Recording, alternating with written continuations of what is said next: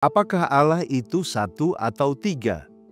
Bagaimana mungkin orang Kristen berkata Allah itu esa, tetapi juga menyebut Bapa, Anak, dan Roh Kudus? Pertanyaan ini bukan hanya membingungkan banyak orang di luar kekristenan, tetapi bahkan banyak orang Kristen sendiri. Apakah ini logika manusia, ajaran buatan gereja, ataukah memang ini adalah cara Allah menyatakan dirinya di dalam kitab suci? Episode ini kita akan menjelajahi satu tema besar dalam iman Kristen, yaitu Tritunggal. Dalam episode ini kita akan menjelajahi satu tema terbesar dalam iman Kristen, yaitu Trinitas. Dan Anda akan melihat bahwa ini bukan teka-teki buatan manusia, tapi rahasia ilahi yang dibukakan setahap demi setahap dalam sejarah penyelamatan mulai dari Perjanjian Lama sampai Perjanjian Baru. Mari kita gali bersama.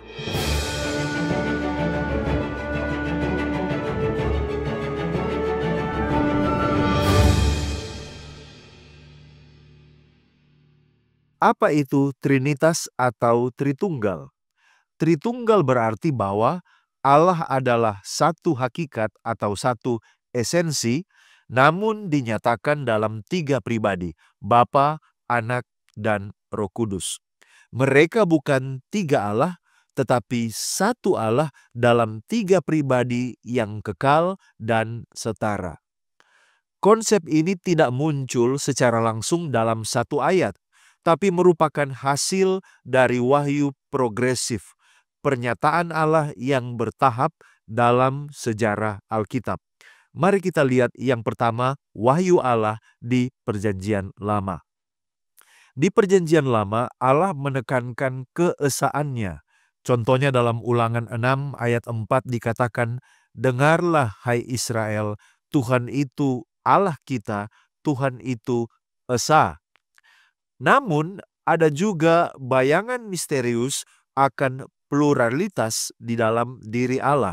Contohnya di dalam kitab Kejadian 1 ayat 26. Allah berkata, "Baiklah kita menjadikan manusia menurut gambar dan rupa kita." Kata kita bukan kebetulan. Ini mengisyaratkan dialog ilahi di dalam diri Allah sendiri. Lalu muncul firman Tuhan, Yeremia 1 ayat 4, dan Roh Allah, Kejadian 1 ayat 2. Mereka bertindak dan berbicara secara personal, bukan sekedar atribut. Bahkan dalam Yesaya 48 ayat 16, terdengar suara misterius yang berkata, "Dan sekarang Tuhan Allah mengutus aku dengan rohnya." Ada tiga pribadi dalam satu ayat. Perjanjian Lama membangun dasar.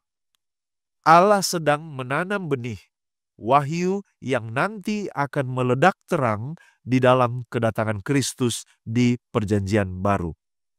Oleh karena itu sekarang mari kita lihat Trinitas atau Tritunggal di Perjanjian Baru. Ketika Yesus datang, maka tirai misteri itu dibuka.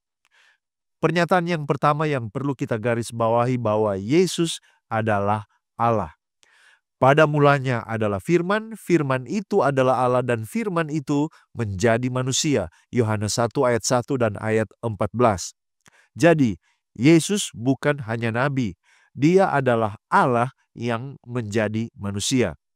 Dalam Yohanes 8 ayat 58, Yesus berkata, "Sebelum Abraham ada, aku ada. I am." Dia menggunakan nama suci, tetragramaton, YHWH, Yahweh, aku ada. Artinya menyamakan dirinya dengan Tuhan dari Perjanjian Lama. Kita juga membaca Yesus menerima penyembahan, Yohanes 9 ayat 38. Dia mengampuni dosa, Markus 2 ayat 5. Dan dia menyatakan bahwa aku dan Bapa adalah satu, Yohanes 10 ayat 30. Selanjutnya, Roh Kudus, pribadi ketiga, diperkenalkan dan dia juga adalah Allah seutusnya.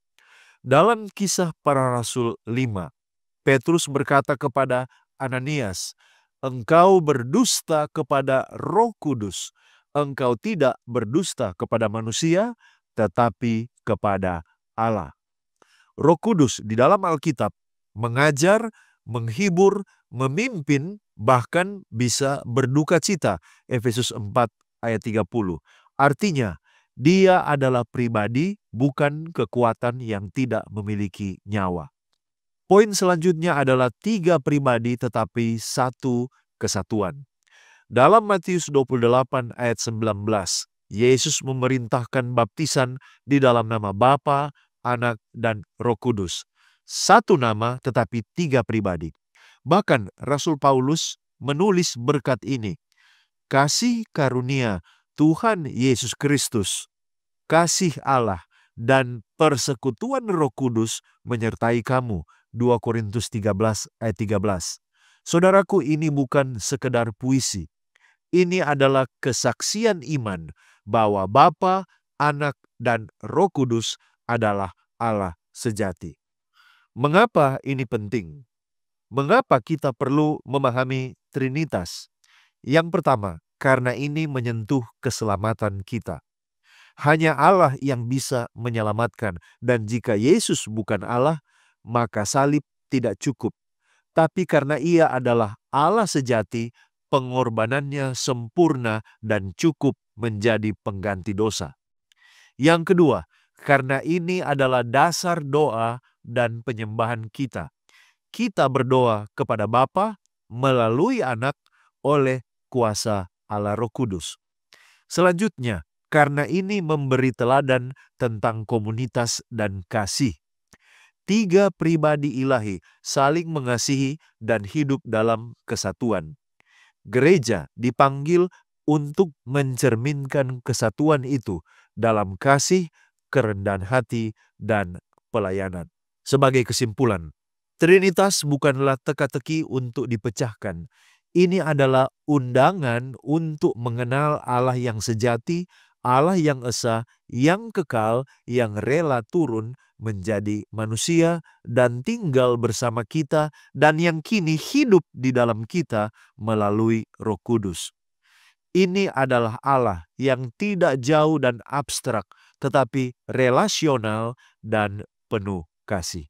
Dan saat Anda mengenal Dia sebagai Bapa yang menciptakanmu, Anak yang menyelamatkanmu, dan Roh Kudus yang membaharui hatimu, maka Anda mengenal Allah yang sejati. Inilah hidup yang kekal itu, bahwa mereka mengenal Engkau, satu-satunya Allah yang benar, dan mengenal Yesus Kristus yang telah Engkau utus. Yohanes 17 ayat 3. Sekian dari saya.